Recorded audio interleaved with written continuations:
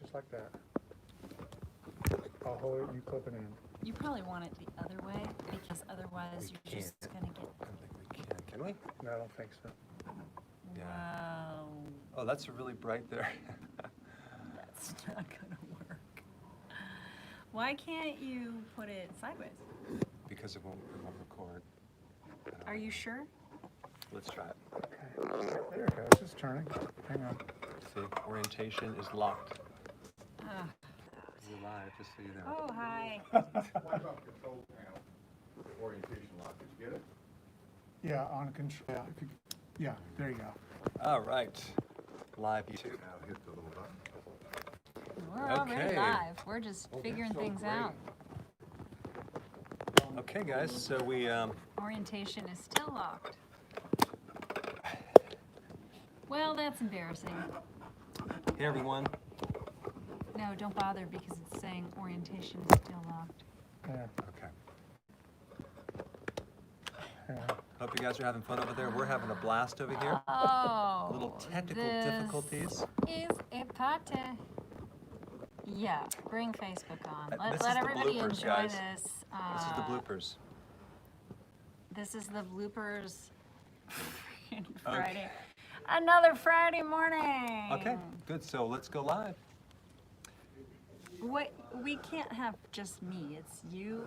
We'll This rotate it. is We'll YouTube rotate it. today. Oh, look, and the lighting is awesome. You guys, if this is the lighting that you see, Look what I got. I got this right here. oh my I'm gonna just turn this one Can right here. someone help? Help! I'm not gonna mess with that. All right. So just Don't you mind just- us. I just. And this is, we can't be on the same screen, so you're just gonna see this. And every once in a while, we'll do this. Okay, good. You go ahead. Just don't look into the light. Hey, welcome, guys. I'm glad that you're here. We have a little challenge again on YouTube, and don't ask me why, because everything should work. But we have Facebook that is working here, and so we're gonna have turn off this light so you can see me. Anything that we say is not meant to diagnose you or cure you. This is just meant for your own entertainment and education. Check with your doctor before implementing any of the suggestions. And so what we'll do is we're gonna cope as best as we can. So we have Karen in the house over here. Over here with the blinding light. Okay, well, It's okay. On at least I'm not. YouTube, we're Hey. gonna, look. At least no, I'm not overexposed. no feedback on how we look today, please, because trust me, it's the lighting. Can you maybe You see- adjust some of I the almost lighting? look like a cartoon character on YouTube today. Yeah. Facebook, so we'll- they're doing okay. Yeah, we have to Here, adjust the lighting, 'cause You can be it's- the YouTube face today. it's a little crazy. It's scary. But you So know what? let's adjust some of the. I don't know. I think it's this one or that one. I don't know. Maybe you Well, could it's turn Well- that down a little bit. Facebook. You guys, welcome to the backstage of this show. No, that wasn't it. I think it's maybe try that one. I think And the world of filming. I need a tan. Oh, my goodness, yeah. Yeah, lighting. No, that didn't do it. I no, think it that's must be lighting this is one. everything. It is So when you probably think that that one. I am having a Okay, bad that's hair better. day, Okay. That's much better. See that? Good. I usually am. We Okay. got- Oh, we just yeah. got too many lights. You know what, guys? You're just gonna have to like the complexion because it's Overexposed. freaky. So please type about how pale we are and how I look like a cartoon character and how thin we are. Okay, good. Oh my gosh, this Those are is good. crazy. Please okay. comment below. Okay, good. Let's go Okay. to Aaron from San Diego. Vitamin D. That's what you look like on Facebook. Okay, good. Okay, well this is good. If that's Well, Facebook. at least you know. At least we look kind of normal on So Facebook. I'm gonna let you reboot this, and I'm gonna. Great. Oh, well. Aaron has a question about grass-fed versus grain-fed. Well, you might as well be beef. totally on screen now. And so, what I want to do is I want to answer Aaron's question, and then we're just rebooting something over here. So, what is the difference? The main difference is the grain-fed, unfortunately, has a lot of omega-6 fatty acids, which are very, very damaging to the system. And Aaron, can you hear me right now? I just got you on. Okay, great. let me just get your exact question from you, okay? So, because I know you had a specific question. Go ahead.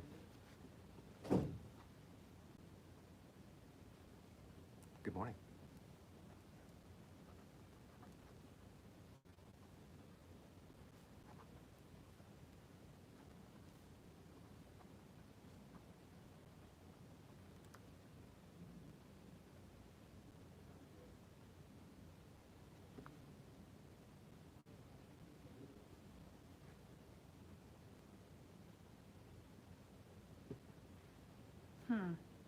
Wow. Yeah, interesting. So, go ahead.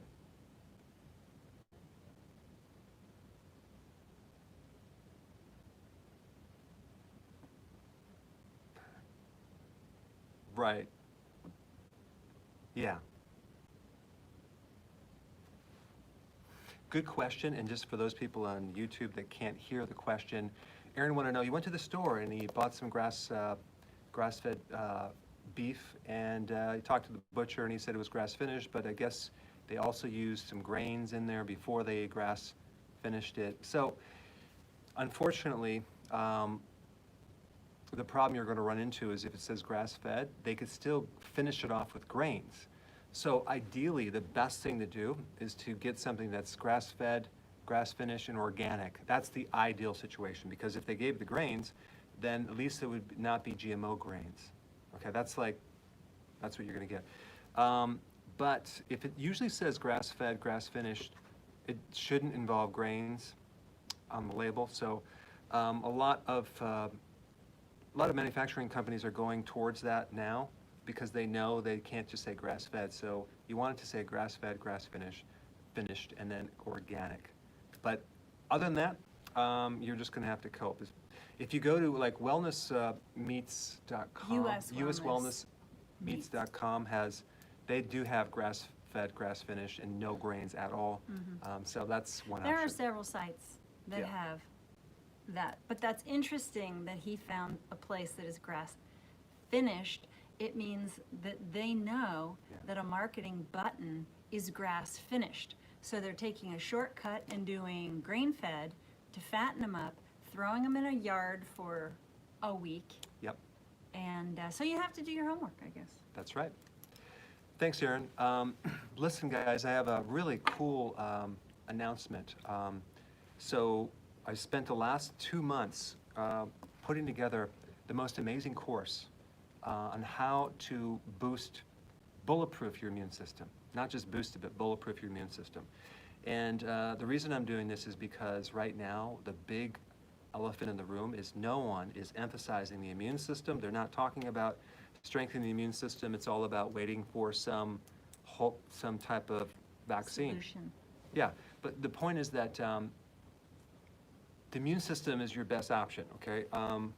It always boils down to your immune system. The biggest problems right now are people without a good immune system. So this course is 21 video lessons, and I put a lot of energy into it, and I want to give it to you free. But when I give stuff free, sometimes people don't value it. So I just want to let you know it is very valuable. So all I ask in return is you do 3 things. You share it with everyone you know, because can you imagine if we had thousands of people actually sharing this course and doing this course, what kind of effect that would create? Huge. So how do you get it? You just go to drberg.com/gift. Okay, and some of you are going to say, well, wait a second. How am I going to go on this course because it's through Messenger? And some people don't use Messenger. Well, it's very, very convenient for us to use Messenger as a platform to put this course and integrate everything. So just sign up with Messenger, and if you don't want to continue after the course, just delete it. But it's through Messenger. But number 1, spread it, complete the course, and send us your success stories. Those are the 3 things. And there's some other cool things that we're going to do as well. For those people that share it the most, I want to personally thank you for that. And so what I'm going to do is the top 3 people that share it the most, they get a little prize. What does that say? I can't even see that. You're supposed to read it silently and be really cool about it. you're not supposed to like, whoa, what'd you write? I know, I just couldn't read it. What it says is remember the camera, because you're just talking to YouTube people. Right, But all of okay. Facebook is over here. Okay, good point. Hi. Good point, Karen. Okay, see, remember camera. Right, the top 3 people that share this link the most, I'm gonna do a 1-hour one-on-one video consult with me, and so that's cool. And then for... Kind of like a contest. It is a challenge. A challenge.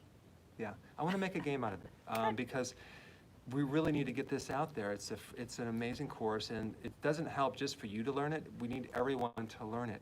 I work out by riding my bike in the woods, and I'll see people all day long riding their bike with a mask. There's no one around, and honestly, some people are still really in fear. And so, once you have the information about the immune system, you're going to handle not only the susceptibility to this situation, but also the fear factor will go way, way down because now you know. And that's actually just as worse as the virus. Because you're filled with stress, and stress Yeah.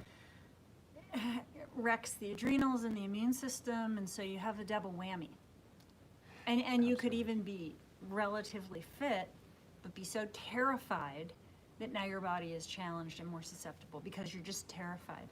So knowledge is the answer. Knowledge is how you can gain control over any situation, and you have to understand your body and the immune system.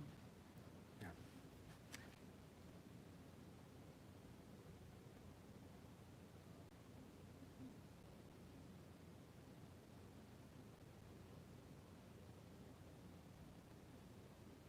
Right?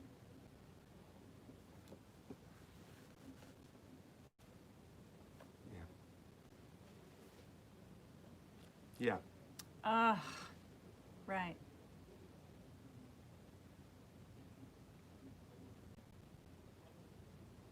Mm-hmm.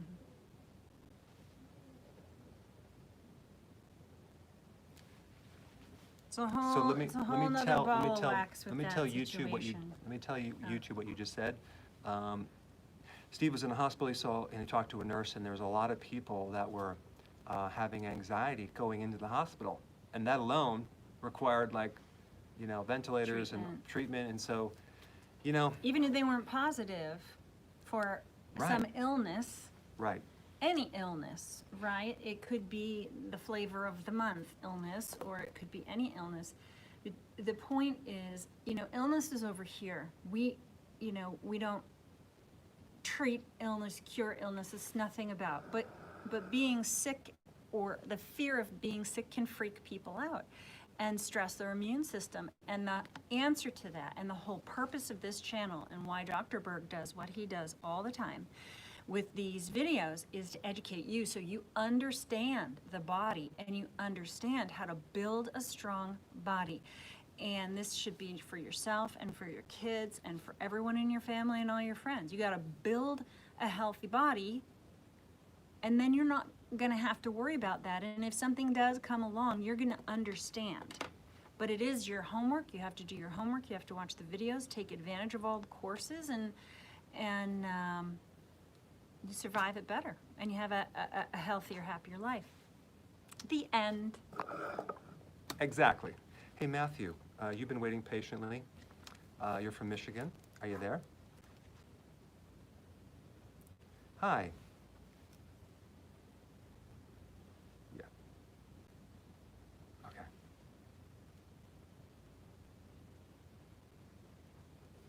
Yeah.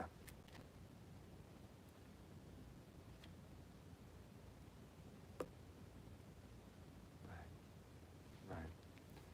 Good question. Let me repeat it on YouTube. So Matthew had a question. He bought some pickles, and he found an ingredient called calcium chloride. Should I avoid that? Is that bad? No, that one actually is an okay one to consume. It's very benign. It's not going to create a problem. It was used in various remedies, and as a kind of extra thing that they added that has some benefit with arthritis. So I think I would not worry about it at all. I think it's an okay thing to take in your pickles. So out of all the preservatives, that would be the least of your problems. But thanks for watching my videos. All right, and then Jason, you're from Santa Barbara, California. You had a question about something. Go ahead, ask your question.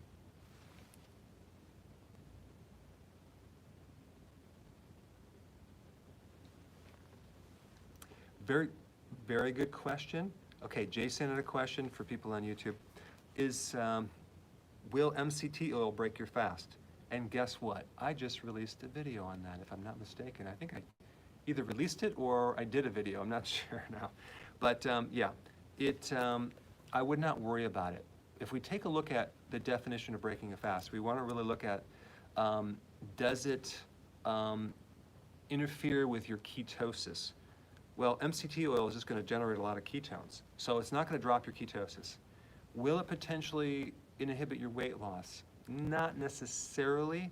Maybe for some people that have a very slow metabolism, because you're actually taking these ketones, and that means less ketones out of your own fat. You're being tapping into your own fat. But here's the thing: when you actually take MCT oil, you're actually stimulating and increasing your metabolism by a certain amount.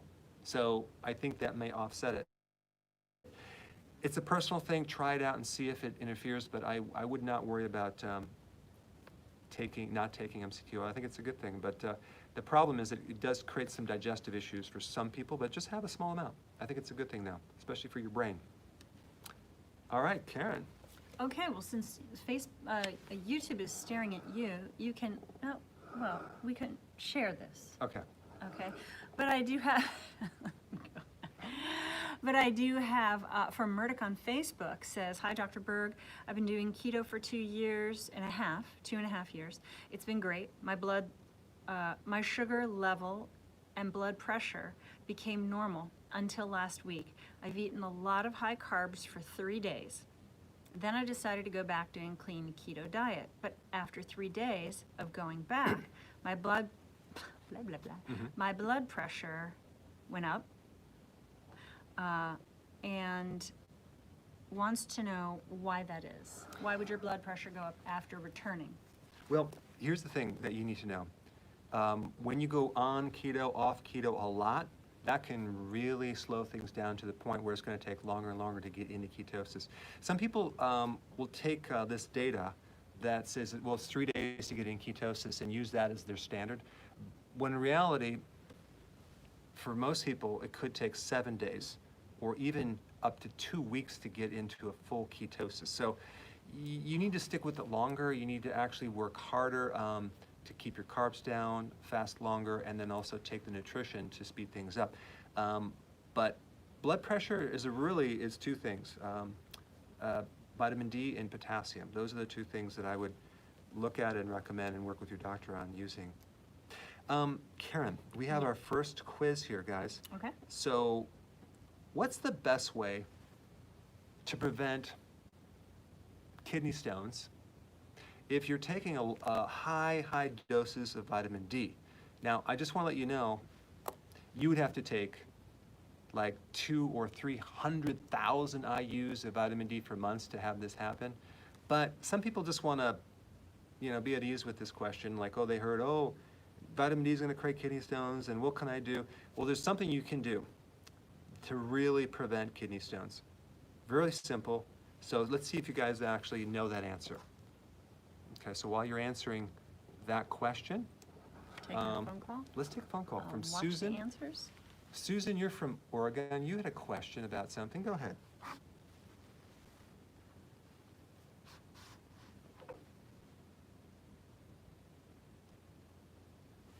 Great. Wow, great.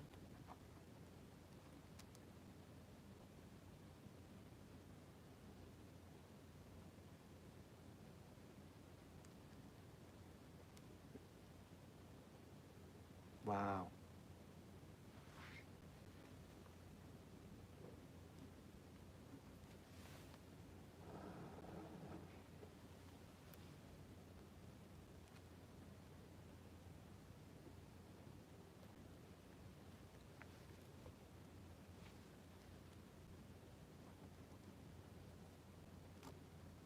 Okay.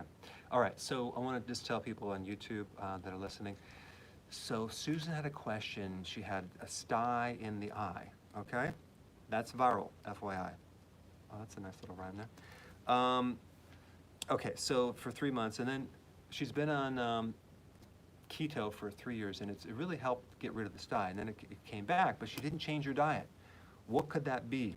Well, another thing that will increase viral loads is any type of stress. So if there's a stress involved, and you may might not notice it until you reflect back and go, was there something that happened just before it?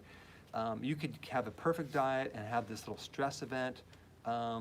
Could be anything, watching the news, whatever, and then bam, virus kind of comes out. I worked with a lady for years. That's okay. Okay. And she had this, every month, this virus kept coming out and going back and out, coming out of her body and coming back in. And it was related to a chronic stress. Her diet was perfect.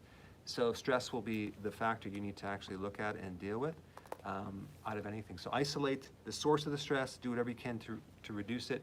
And then the other thing is like a real good remedy would be this, the colloidal silver.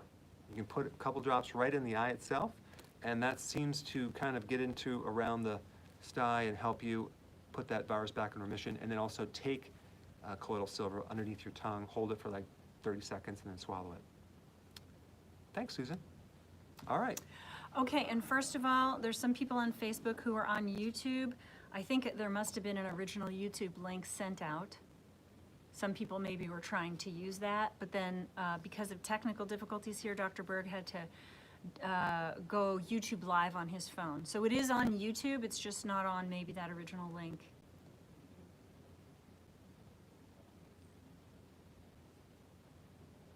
There you go. We're cartoon characters. We look like cartoons.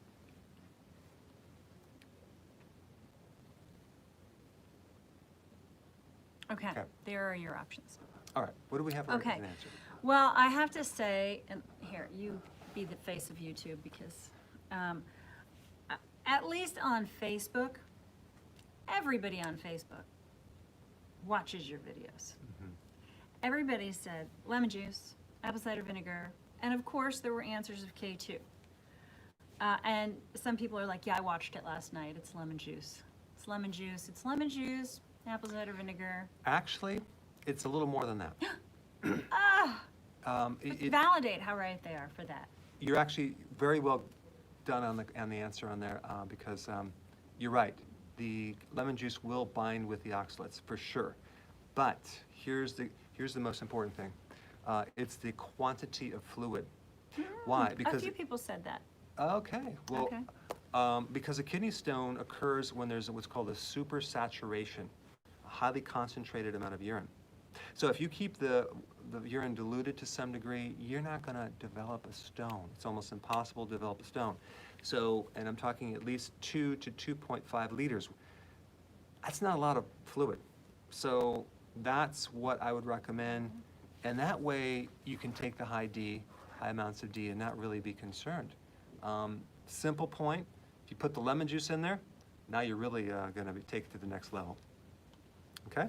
Okay. I have about 5 more, actually 4 more questions we'll get to, but go ahead. Oh, I just wanted to say, Nada was saying we want translation into Arabic of the videos. Well, We have an there Arabic is channel. we have an Arabic channel. Yeah, if you just go to drberg.com, I'm sorry, my YouTube channel.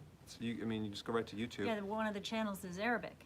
And you just click channels and you'll see it right there. Yeah, and now it may not be all because there's over 5,000 They do 7 a week. They release 7 a videos. week. They're really working hard, and they have a lot Yeah. of subscribers. Yeah, they have over 1 million subscribers. Yeah, they are really doing great. So if you speak Arabic, definitely check out that channel.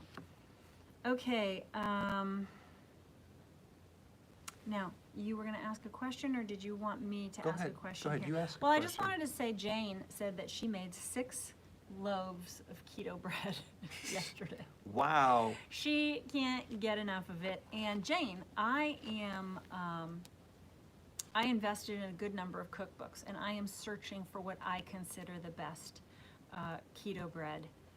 I don't eat a lot of bread, but every once in a while, it's nice to have maybe a grilled cheese and tomato.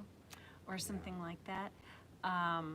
So if I find another recipe, I'll put it on, but I agree with you that boule, that crusty boule, the best. I also want to say to Betty, who's from the Villages in Florida, if you are the same person who connected up before, I gave the Villages person a challenge to create a keto club in the Villages, and maybe several keto clubs throughout the Villages. So if you follow Dr. Berg and you're up for it, get something started down there and let me know, because that is a place we want people to live nice, long, healthy lives. Okay, that's it. Okay, good. So one question here from Yeah. Patty, she says, do you have any advice for someone with no colon? Okay, so, well, hopefully you have part of your colon, because sometimes people say I have no colon. It could be like they resected like a portion of it. But if you have absolutely no colon, your body will compensate a little bit, but there's definitely going to be a situation with the fermentation of the fiber and the friendly bacteria. They're going to have to live in the small intestine. So you're going to have to cope as well as you can. So what does that mean? It means that you're going to have to take more nutrients that are broken down into the smallest particles. And I'm going to, like for example, protein. You're going to have to take, instead of protein, you have to take amino acids. Not some protein powder, but actual amino acids. And there's a good one we have called keto aminos. Does that mean they wouldn't eat protein? No, they would, but the problem is they're going to have a harder time to really fully get the benefit of the food because they're limited with the breakdown. Essential fatty acids, like you're going to have to take maybe more omega-3 fatty acids, maybe more vitamin D, vitamin A, and then the trace minerals for sure, plant-based trace minerals. That's what you're going to have to do. And then you take some apple cider vinegar with this, so your stomach can be acid, take some bile salts, enzymes. You're going to have to just work harder at that and probably take some probiotics, but not too many. Now, would that be the same recommendation for people with inflammation of the colon, like Crohn's or colitis or these? You have a good point there, because if you have inflammation, you have malabsorption. You're not going to absorb the nutrients like you would. So the best thing to do for inflammation is do longer fast and consume things that reduce inflammation, like butyrate, for example, glutamine. These are amino acids, and then also butyrate is something that is made by your microbes that helps reduce inflammation. But you may have a problem if you do too much fiber, so you might have to do like carnivore for a while to help yourself. So it's a little complex, but I would watch my video on that because I have a lot of videos on that. But if you cut out the carbs and you do a longer intermittent fasting, you should see your inflammation in your gut go away, and then definitely test for a food allergy as well. I think it's time for a quiz. I was just going to say that. Okay, so there are very powerful phytonutrients in certain foods, like anti-cancer, anti-inflammatory properties. I mean, it's amazing. I mean, there's like hundreds and thousands of these. They're called phytonutrients. And one big benefit is they actually have significant benefits of reducing your risk for cancer. So the question is, what is the best way to maintain those phytonutrients in the food that you eat? What can you do to maintain the maximum amount of phytonutrients in the food? So that's the question. There you go. Okay.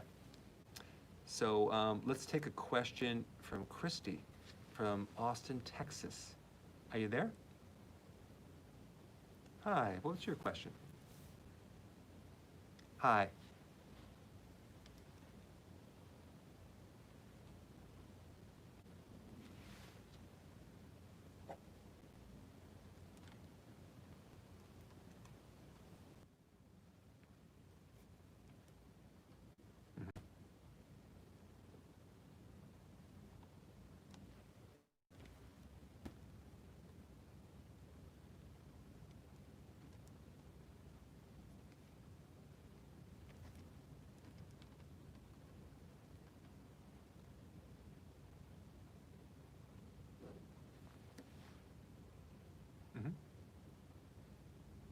Good.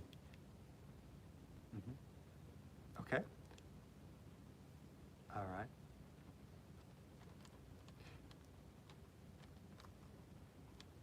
Okay.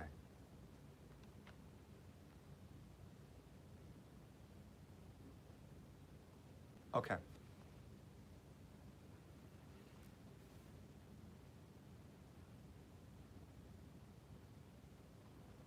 Yeah.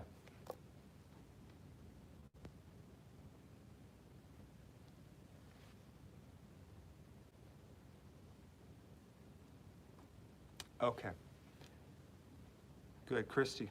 Christy, what I'm going to do is I'm going to answer the question right now. I'm going to also repeat it for Facebook. I'm at YouTube. So for those of you that are patiently looking at me right now, so Christy had a question about what's the best way to improve the immune system, especially for asthma? Is there a natural antibiotic? Because I talked about that last week. Well, it just so happens, Christy, you are in luck because I just created an entire course that you're going to get free if you sign up. And it's on how to bulletproof your immune system. And in that course, you're going to learn all about what you just asked. And so instead of telling you everything, I'm just going to have you take the course. Now, how do you get the course? For those of you that are listening that just popped on, you guys need to go to drberg.com/gift. And then you'll sign up through Messenger and then take the course. 3 requirements for this free course. That is 21 lessons. And there's questions. And we will grade it. I'm going to personally grade every single one. And I'll, no, I won't do that. But here's what, first requirement is we want you to share it with everyone. Number 2, be active, complete the course. And 3, send us your success story. But as far as asthma goes, that one you need to take a lot of vitamin D. I'm talking maybe up to 50,000 IUs. But I think your problem, Chrissy, is stress. You need to, I think doing the course is going to reduce your stress, honestly. But the point is that you got to isolate exactly where that stress is coming from. I would not be watching the news. I would take long walks, get your attention off that, hang out with people that support you, and just, you got to handle that stress because that will suppress your immune system way more than any nutritional deficiency will. Okay, Christy. Let me know what happens after you take this course. Hey, Steve, can we put the link for the course on the bottom? Yeah. Okay, great minds. All right, good. Good. So let's take a question. No, Oh. you want to answer the Oh, question? we need to the quiz. have an answer to the question. Right. Okay, go ahead. Okay, so most people said raw or lightly cooked vegetables. There were a handful of answers of eating vegetables. Mm-hmm. And then there were just a smaller handful of cruciferous vegetables. Okay. But the vast majority of people were saying raw or steamed vegetables. Now, you want to repeat the question? Yeah, the question was, how do you maintain and retain all those amazing anti-cancer phytonutrients from different foods? I'm talking mainly vegetables and more specifically cruciferous. Out of all the phytonutrients studied that are anti-cancer, the cruciferous have been studied mostly. And all of you guys are correct because the best way to retain it is to consume them raw, for sure. But let's say you want to steam them. What you can do, if you cook, Yes. drberg.com/gift. When you cut your cruciferous vegetables, cut them up, then slightly steam them. Because when you cut them or crush them, it releases an enzyme that allows the conversion to take place into the phytonutrient that's really easy to absorb. As compared to just taking them whole and then steaming or cooking, you're not going to nearly get the full benefit of those phytonutrients. So cut them up like we did last night, coleslaw. Yes. So we cut it up, you wait for about 7 minutes, then you eat it, okay? But we had it raw. So we actually had a double whammy. We just ate it raw and we crunched them and we chopped them up. But those enzymes are, the phytonutrients act to do a lot of things for cancer. They cause a cancer cell to commit suicide. They deactivate things that cause cancer. They provide an anti-inflammatory effect.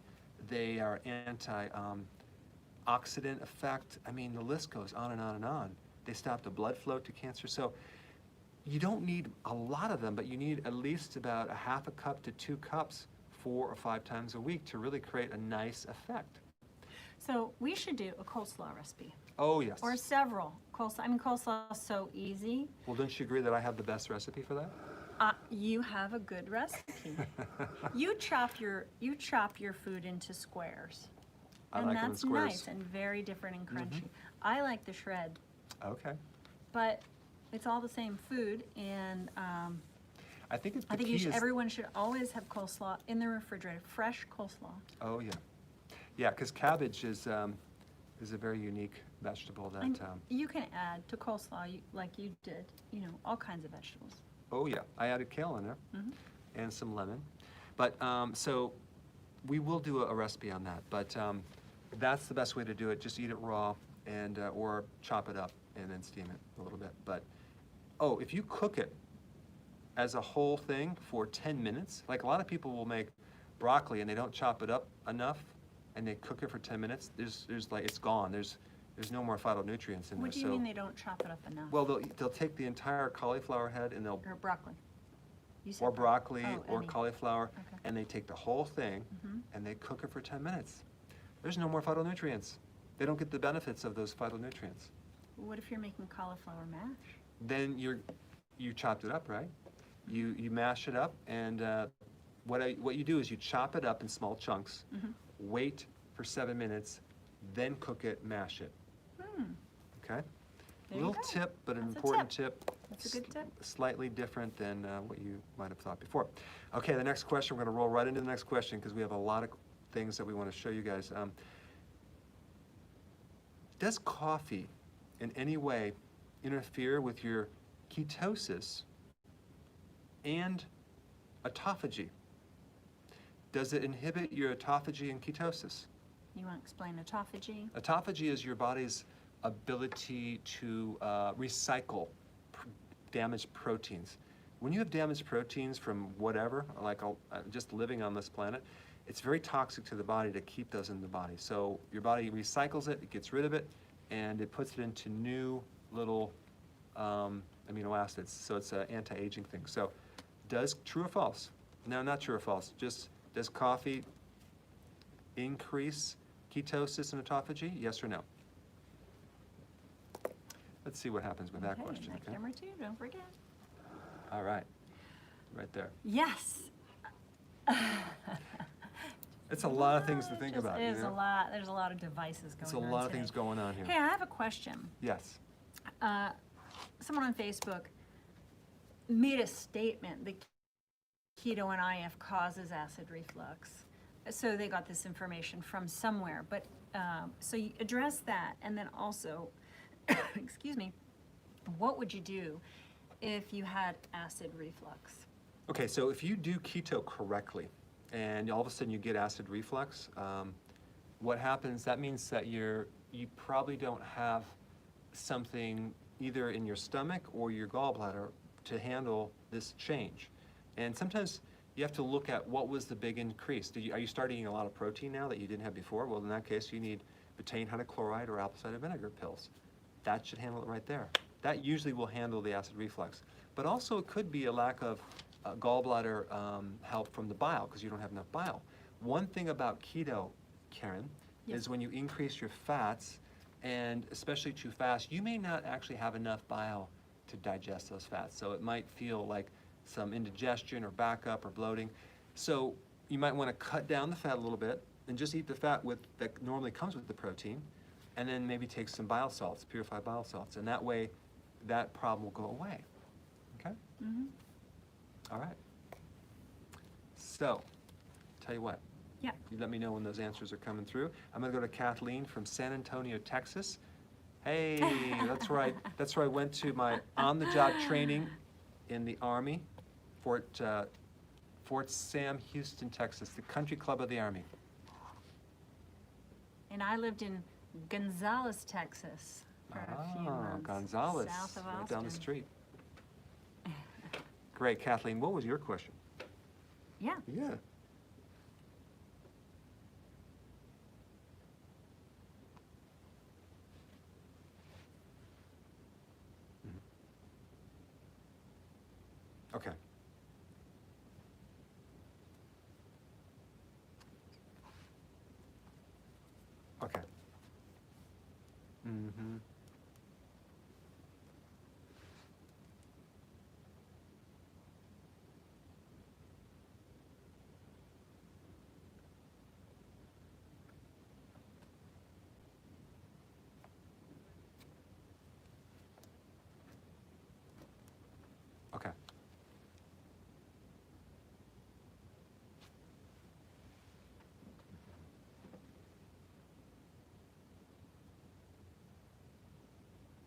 Okay. Okay, good questions.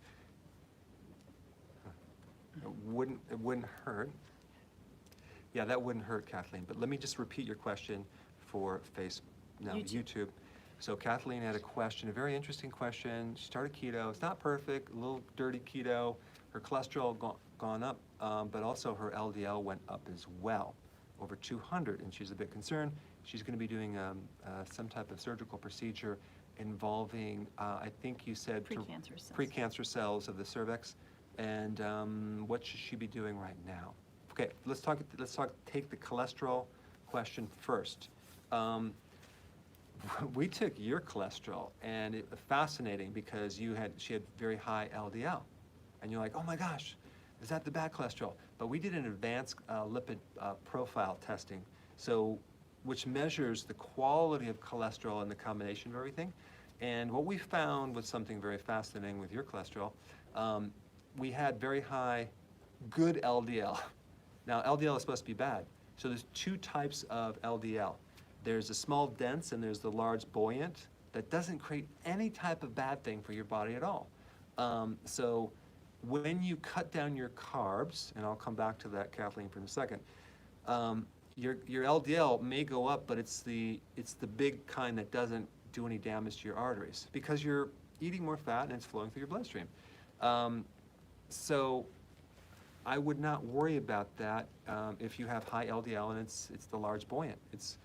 But I think you need to do an advanced lipid profile and you'll find out. But if you're doing dirty keto and you're sliding these carbs, the worst thing you could do is do a high fat and a high carb diet. And I'm not saying you're doing high carb, but you don't want to combine the carbs, especially sugar, with fat or cholesterol, because that could create a problem.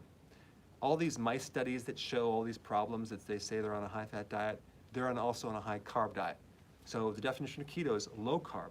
So that's the key. So as far as this abnormal pap cell, precancer cell, if you're dealing with the cervix, usually it's going to be viral related. Human papillomavirus, I did a video on that. You should watch that video on HPV and the remedies that I recommend and get on that immediately, because that's like the #1 trigger to cervical cancer is that virus. So there's all sorts of natural things you can do, but if you have abnormal cells, first of all, you need to do the immune course, #1. #2, you need to bring down your carbs very, very low. Start doing intermittent fasting very periodically and do the healthy version of keto that I talk about immediately, because I think you could do a lot of good if you start now. The other thing is to start consuming a lot of cruciferous food, and then watch the video that I did with another gentleman that had a stage 4 cancer. I'm not making any claims, but just take some tips that he recommends, which is based on common sense and good logic. Okay? Okay. All right, Karen, what do we have as far as the answer to the question about coffee and autophagy and Right. ketosis? So repeat the exact question because the answer's... Okay, so does coffee help you in increased ketosis and autophagy? So there was a good combination of yes and no, straight answer. And then there were a few that said it depends on the beans. Mm-hmm. But yes and no's. If I were to guess, because I didn't count, I would say maybe a few more yeses. Okay, so the answer is yes, coffee actually does enhance autophagy, and it does not interfere with ketosis unless you add some sugar to it. So which is interesting, because you would think, oh my gosh, I'm drinking something, it's going to make it worse, but there's these called polyphenols in the coffee. It's a phytonutrient that can help increase your autophagy if you don't overdo it, because all the caffeine will keep you from sleeping and that will prevent your autophagy. So you want to just do a small amount in the morning, and it could help you with your autophagy. Interesting. And autophagy is very beneficial for anti-aging, also anti-cancer, inflammation, collagen. It's just really, really important. Okay. So you have 2 more questions, right? Yes, I have 2 more And we questions. have 12 minutes. Okay. So Juggle it? keep that in mind. Okay. Yeah. So let's first go to Connie from Boston. Are you there, Connie? Hi.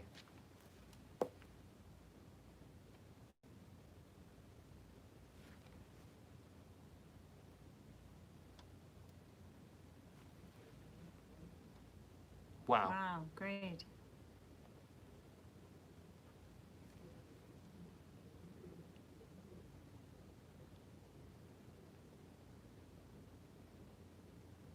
Mm. Okay.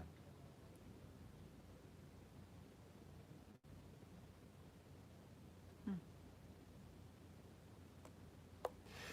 Well, other than the Boston cream pie and the Boston baked beans and the Boston, no. I think what I would do is I'm assuming you're doing clean, healthy keto. I'm assuming that, okay? But there's some things that you can adjust to reduce inflammation in your gut and adjust the fiber. You may need to cut that way down, or you may need to increase it, but it's usually going to cut it down, and that can create a lot of GI issues, especially when you're doing keto and following the program that I recommend with, massive amounts of greens, which you might not be able to digest. So I would look at that. I would also avoid two other things that cause a lot of GI problems on keto. Number one is all those sugar alcohols and all the keto treats and the keto bombs and all that. Just nix all those right now. Get rid of them. And then also MCT oil. So you want to avoid the bulletproof coffee. And I think those three things should help you. I did a video on bloating and keto. You can watch that for more data. But I think Boston is a really great city. So We love Boston. yes, we do. Thanks, Connie. All right. You have a question, or should I go right to? Go for it. All right, so I have a quiz, guys. There is actually a common ingredient that is supposedly keto-friendly. Okay, it's not keto-unfriendly. That would literally match the damage that sugar does to insulin resistance in diabetes. So what other ingredient besides sugar creates a similar effect to sugar and really can mess with your ability to stay in ketosis? Okay? Is it a sugar? It's kind of a category of, Sweetener? no, I can't give it away. It's not a sweetener, I'm but trying. it's a category of food.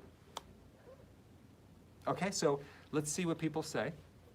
And Ask that question again. it's a little more involved. Okay, It so is. we know that sugar and refined grains destroy your body and that it causes insulin resistance, right? But there's something else that will do it that's in a common category of ingredients that will also do it. And you said it's marketed or thought to be keto-friendly, It's not keto unfriendly. Let's just put it that way. according to. You'll see what I'm talking about. Okay? Okay. So let's see what people come up Put with. your thinking cap on. Yeah. I'm trying to get people to Get think what with ingredient? the information. General category of ingredients, okay? And while you're thinking about that, let's go to Hamda in Oregon. Oh, Hamda. Hamda. Hi.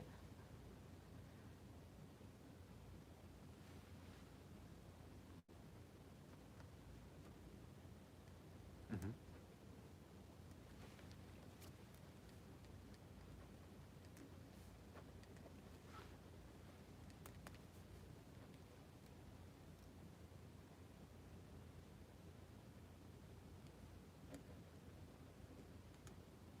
Okay.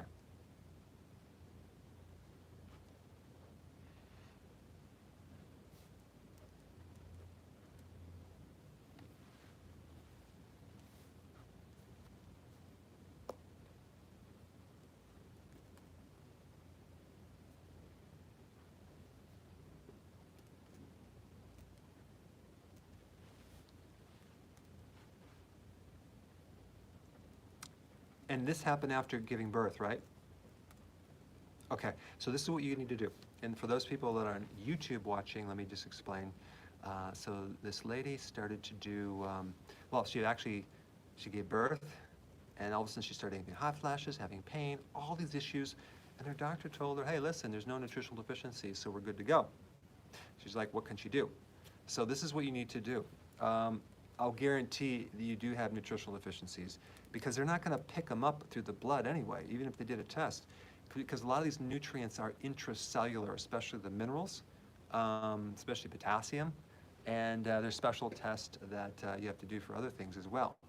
The most likely thing that you're deficient in, based on what you told me, would be vitamin D and vitamin E, and both of those can help hot flashes immediately. So I would watch my videos on what to eat if you're pregnant, what to eat if you just gave, just delivered, because there's a whole series of real key nutrients that are going to be essential, hopefully you're breastfeeding, and that's going to help. But you might need more B vitamins, but I'm guessing it's going to be the fat-soluble vitamins more than anything. The other thing you can do for hot flashes, which would make sense, is to take iodine, like in sea kelp, because that will help balance your estrogen. And carrying a baby for 9 months, and then delivering, puts a lot of stress on your nutrient reserves. And so you probably, your increase, your demand is a lot higher. So you need to just start taking more of those things. So watch those videos on that. Thanks for your question. All right, what do we have? Okay, ask the question again and then we'll... Okay, so what category of ingredients would be comparable to sugar and refined grains as far as damaging to your weight, your insulin, diabetes? Your body overall? Mainly, specifically, insulin resistance. Insulin resistance. Which is the Okay, heart of it, yeah. so maybe that wasn't completely I keep changing the question. Change the question. Does that change the answer? I don't know, but it was really all over the map. We had a lot of people say fructose. Well, that's keto. Fructose is keto unfriendly, guys, so just FYI. Right, well, I'm just saying. Okay. We had a lot of things, and there were some obvious wrong answers, like wheat and that kind of thing. But there was stevia, too much protein. A lot of people said too much protein, some cheese, coconut sugar, GMOs, maltodextrin. A couple of people said maltodextrin, maybe 3, and a couple of people said canola oils and the bad oils. And now you're pointing at the one answer one person said, which is, I'm not going to say this because we'll be... Okay, so I'm going to tell you right now what it is in the general category. It's the vegetable oils. Right. And well, which are based... I know. I just said that. Oh, you did? Canola, well, you were so busy pointing at this. That's specific to... The category would be vegetable oils, and it includes a lot of different oils. And they're not really vegetable oils, they're seed oils. They're grain oils. One person did say that. Okay, they were correct. So the thing is that these seed oils, they're called unsaturated fatty acids, are very inflammatory. They're high in the omega-6 fatty acids, which is different than omega-3. So that would be the soy, the corn oil, the canola, the cottonseed. And I talked about the GMOs, right? But if we don't talk about GMOs, we're still talking about the safflower and the sunflower, even the peanut oil. If you do too much of those, that could be an issue for as long as you balance them out with your omega-3 fatty acids, the fish oils and that type of thing, you're good, but most people don't do that. They're real heavy. So fish oil, olive oil. Cod liver oil. Cod liver oil, but you're not going to cook with cod liver oil. No, but you can use coconut oil, you can use butter, olive oil. You can use palm oil if it's friendly. So what about organic canola? I still wouldn't do it because it's high in omega-6. The omega-6 fatty oils are highly inflammatory, which creates insulin resistance. In fact, take a look at this, Karen. If we take a look at the trends from 1970 to now, people just automatically will say sugar, and I used to say it as well, like we had this massive increase in sugar, and yes, we have. But guess what went way higher than sugar as far as the difference of back then versus now. The quantity of consumption. And it's like 400% spike, which is actually more than sugar. And so there's a lot of unsaturated fatty acids, which is basically the vegetable oils. That's the thing that really significantly went up. And I don't talk about it often, but think about where this is located. It's in your salad dressing. It's in the food that you eat. The number one actual food that has a real high in omega-6 is actually chicken. So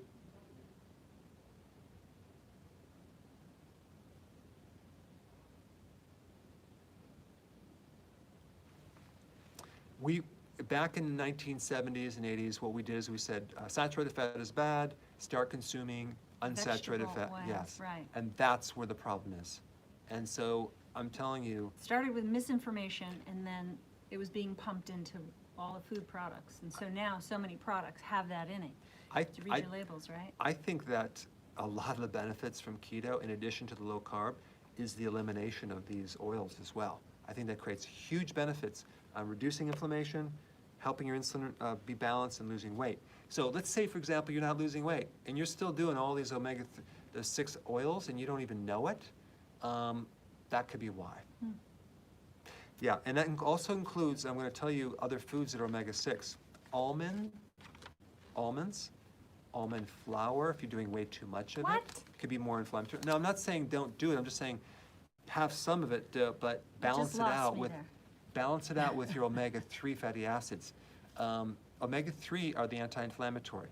The fish oils, the olive oil, the actual fish, the salmon. Make sure that you're consuming your omega-3s, you're eating fish, you're taking your cod liver.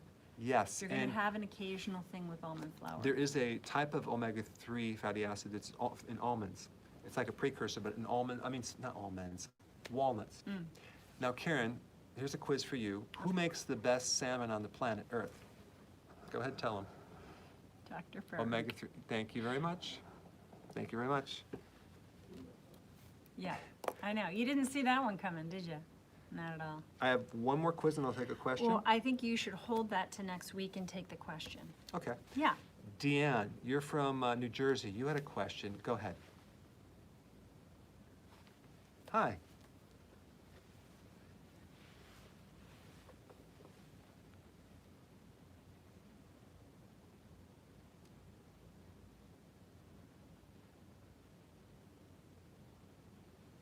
Okay.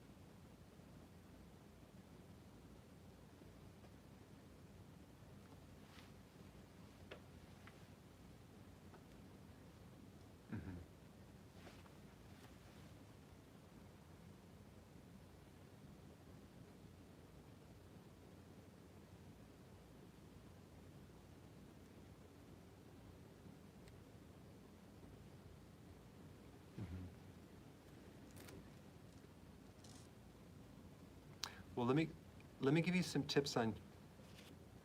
Okay, I'm going to give you some tips on your hair loss, and just to repeat, YouTube. This gal had just started keto, and then she lost her period. Ton of weight. She lost a ton of weight. She lost her period, and she's complaining about that, which I'm surprised. And then she also lost her hair, or she's losing hair. She didn't lose all of her hair. And it's like, okay, what am I going to do to get these benefits back? And there's a couple things with hair that you want to make sure, and I don't know, Dan, if you did this or not, but when you do keto, a lot of times, if you don't do certain types of foods, you're going to be missing the trace minerals, especially zinc, very, very important. So you might want to do keto with some oysters or shellfish. That will help you a lot. The other thing, and it's not the carbs, you want to make sure that you're digesting protein with a good stomach acids. That's another point that you might be having a problem with. B vitamins are needed, nutritional yeast in higher amounts. And the last thing is I think you might be overtraining because you said you're exercising hardcore. Just make sure you're getting the sleep that you need. I would take one thing at a time, and I would maybe cut your workouts down to maybe twice a week. Let yourself really recover, get a little more sleep, and see if that doesn't handle it. Because if you're not sleeping and you're overtraining and you're more stressed, that alone will increase cortisol, and that can mess with your hair and increase the androgens, which you can lose your hair. So I would look at that and I think that should help you. And let us know next week if that works. All right. Keto Summit coming up at the end of August. Okay, and you know what I'm going to do? There's a link. You need to take this immune course and share it with everyone you know on how to bulletproof your immune system. What I'm going to do, Karen, is for the people that share it the most, the top 3 people, I'll do a consult one-on-one with them for an hour, a virtual one, and anything they want to talk about. And then the other thing is that for the top 100 people that share this with the most people, I'm going to do a special webinar with that group. In addition, I'm going to give them a free ticket to the virtual summit in August. So at the end of August. So all I'm trying to do is motivate people to spread it, because the more people that do this, the better off everyone's going to be. It's a free course. It's a free course. Totally free. But if you want to pay for it, you can. But it's very valuable, so check it out. There's a link down below. It's drberg.com/gift. It's my gift to you. And on that note, have a wonderful Weekend. weekend. We'll see you next week. Okay, bye.